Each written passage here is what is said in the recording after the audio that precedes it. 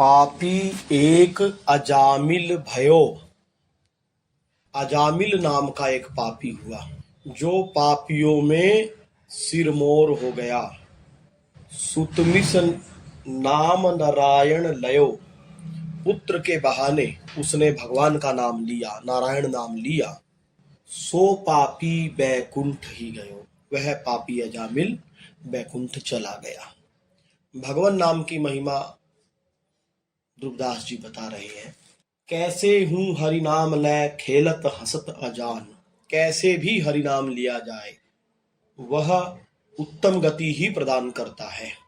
इसके लिए उदाहरण दे रहे हैं अजामिल का। प्रियादास जी ने भक्तमाल की टीका में अजामिल जी के चरित्र का वर्णन किया है और श्रीमद् भागवत महापुराण में भी श्री सुखदेव परमहंस जी ने भागवत के 6ठे स्कंद में पहले 3 अध्यायों में अजामिल चरित्र का वर्णन किया है। प्रियादास जी लिखते हैं, धर्यो पीतु मातु नाम अजामिल साचो भयो। भयो अजामिल तिया छूटी शुभ जात की। कियो मदपान सो सयान गही दूरी डार्यो। गार्यो तनुवाही सोजो कीनो लेके पात की। करी परिहास काहू दुष्ट ने पठाए साधु। आए घर देखी बुद्धि आई गई सात की। सेवा करी सावधान संतन रिझाए लियो। नारायण नाम धरो गर्भ बात बात की। अजामिल कान्य कुब्ज ब्राह्मण थे। भागवत में कहा गया, कान्य कुब्जे द्विजः कश्चिद दासी पतिरजामिलः। वेद पुराण शास्त्रों के प्रांगत विद्वान थे। शील सदाचार और सद्गुणों के तो खजाने ही थे अजामिल जी। ब्रह्मचारी, विनयी, जितेंद्रिय, सत्यनिष्ठ और मंत्रवेता भी थे। उन्होंने गुरु, अग्नि, अतिथि और वृद्ध पुरुषों की बहुत सेवा की थी। समस्त प्राणियों का हित चाहते थे। किंतु एक क्षण का कुसंग हुआ और अजामिल पापियों में मूर्धन्य हो गए। एक दिन अजामिल अपने पिता के आदेश के अनुसार वन में गए। वहां पर फूल, फल, समिधा, कुश लेकर के घर लौट रहे थे और रास्ते में देखा कि एक कामी पुरुष एक वेश्या के साथ विहार कर रहा है। नशे के कारण दोनों को अपनी सुध-बुध नहीं है और कामोदीपक चेष्टाएं कर रहे हैं। उसको देख करके अजामिल वहां से भागे, परंतु एक क्षण का कुसंग उनके चित्त में छा गया और ऐसा चिंतन बना, ऐसी धारा बनी कि वे काम के वश में हो गए।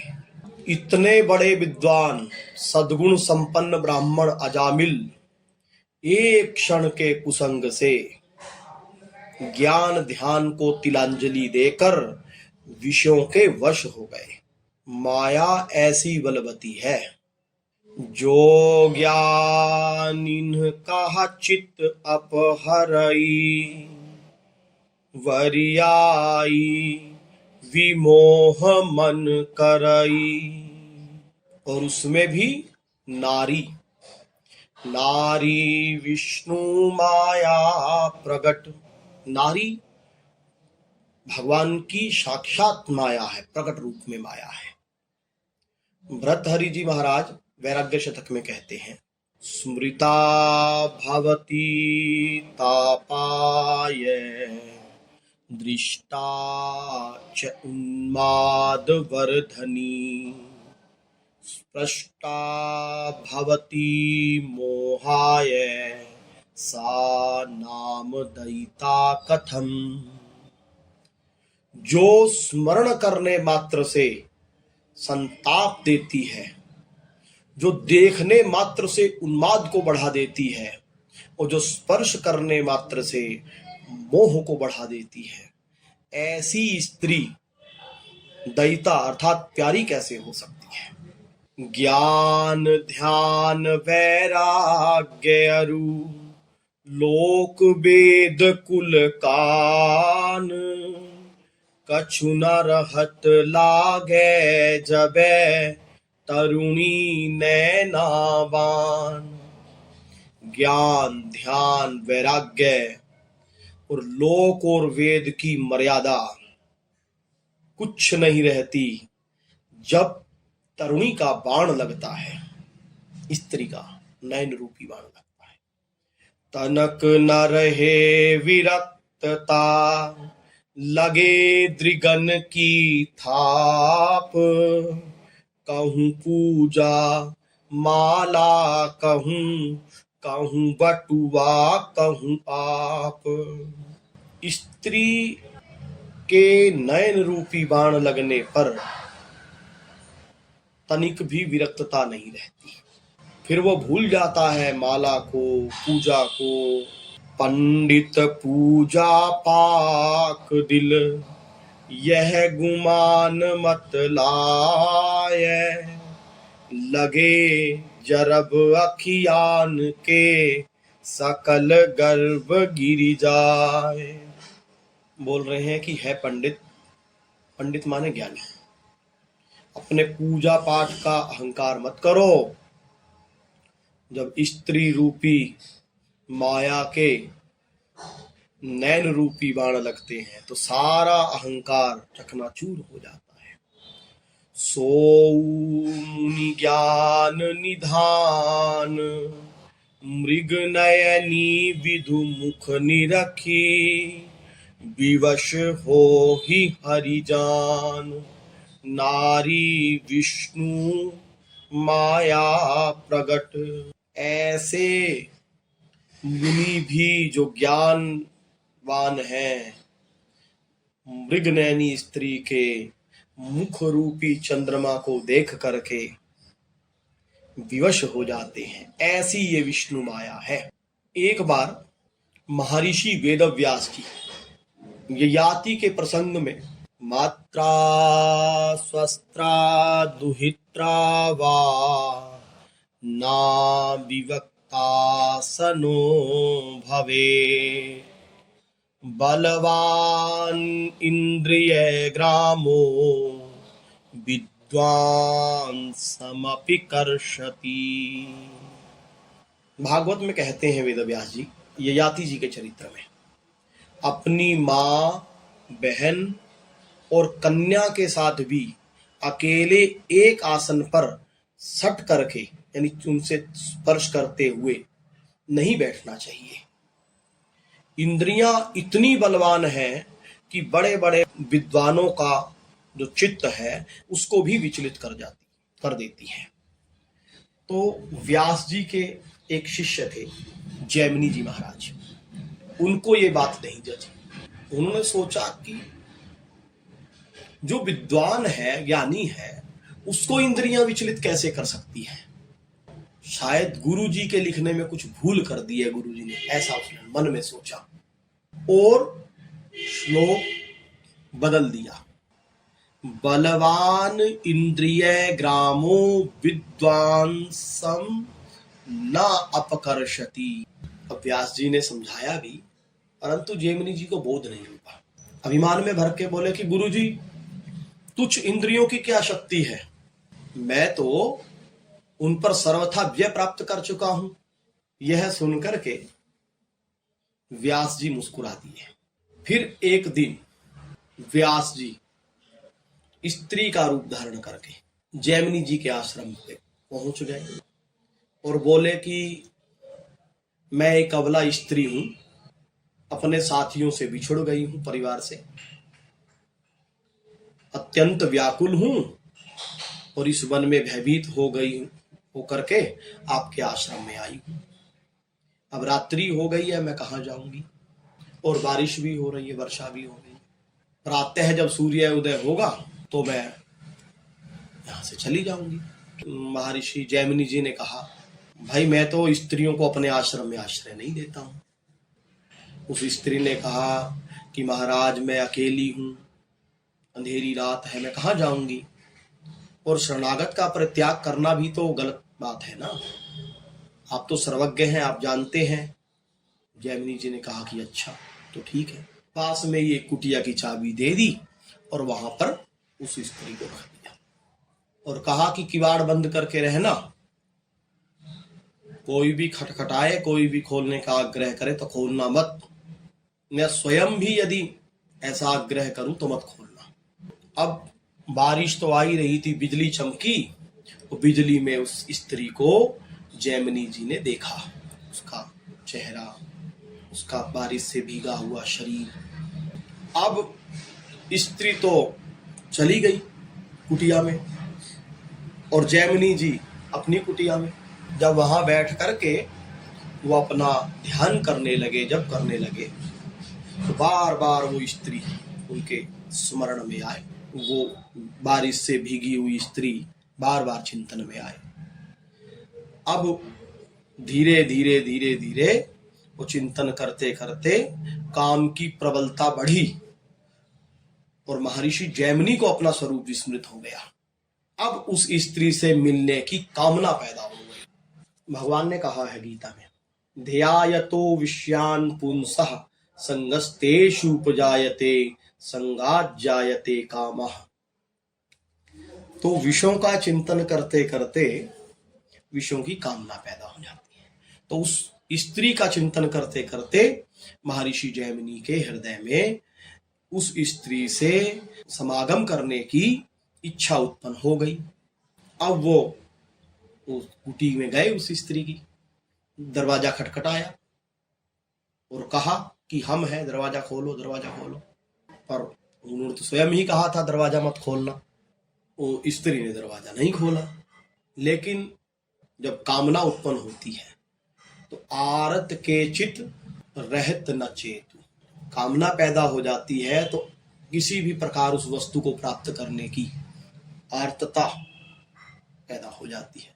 अब उसको ज्ञान नहीं रहता, तो वो उस झोपड़ी के ऊपर, उस कुटिया के ऊपर चढ़ गए, घास फूस को हटाया, बांस को हटाया, और जो ही कुटिया में कूदे, उस कमरे में जो ही कूदे कुटिया में, तो सामने देखते हैं महर्षि वेदव्यास जी आसन पर बैठे हैं। अब ज्यों ही महर्षि वेदव्यास जी को देखा, प्रणाम किए, व्यास जी मुस्कुराए, कहा क्यों, ज्ञानी मोहित होता है कि नहीं? उन्होंने कहा प्रभु, वास्तव में काम पर विजय प्राप्त करना अत्यंत कठिन है, मेरे अपराधों को क्षमा करें। तो उस स्त्री को देख करके बार बार चिंतन होने लगा। यद्यपि अजामिल जी ने विवेक बल से रोकना चाहा उनको, अपने मन को, बहुत बहुत चेष्टाएं की, परंतु सफल ना हो सके। अजामिल जी की सदाचार और शास्त्र ज्ञान संबंधी सारी चेष्टा नष्ट हो गई और वो अपने धर्म से विमुख हो गए, अहर्निश वेश्या का ही चिंतन करते रहे। अब वो सुंदर सुंदर वस्त्र और आभूषणों के द्वारा उस वेश्या को ही प्रसन्न करने का प्रयत्न करने लगे। पिता की सारी संपत्ति उस वेश्या पर नछावर कर दी, घर का सारा धन नष्ट भ्रष्ट हो गया, विषय उन्माद इस प्रकार छाया, अजामिल न्याय से अन्याय से जैसे भी जहां कहीं से भी धन मिलता वही ला करके उस वेश्या को रिझाने लगे। उस वेश्या ने अजामिल को अपनी तिरछी चित्तन इत्यादि से इस प्रकार मोहित कर लिया कि अजामिल ने अपनी जो उनकी पत्नी थी, नवयुवती थी वो भी, उसका भी परित्याग कर दिया और स्त्री संग रूपी कुसंग में पड़ करके ब्राह्मण के लिए जो अति निषिद्ध है मदिरा पान, वो भी उन्होंने किया, मदिरा पान भी करने लगे। ठीक ही कहा है, को न कुसंगति पाई न साई, वह विवेक वे पूर्व का शास्त्र ज्ञान सब भूल गया। मदिरापान, वेश्यागमन, बस इसी में लगा रहने लगा। यौवन मद अरु मद पिए, पुनि तरुणी मद मत, भूले मात पिता गुरु, दया धर्म अरु सत्य।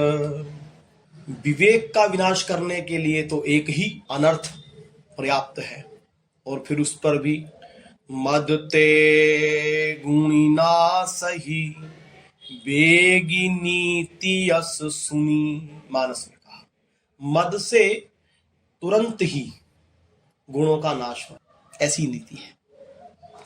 और फिर वहां तो यौवन का मद, मदिरा का मद और तरुणी का मद, तीन मद। एक तो अजामिल युवावस्था में थे, उसका मद, फिर मदिरा पान करते थे, उसका मद, और फिर तरुणी स्त्री वेश्या का संग करते थे, उसका मद। इस प्रकार वो अपना ज्ञान सब भूल गया।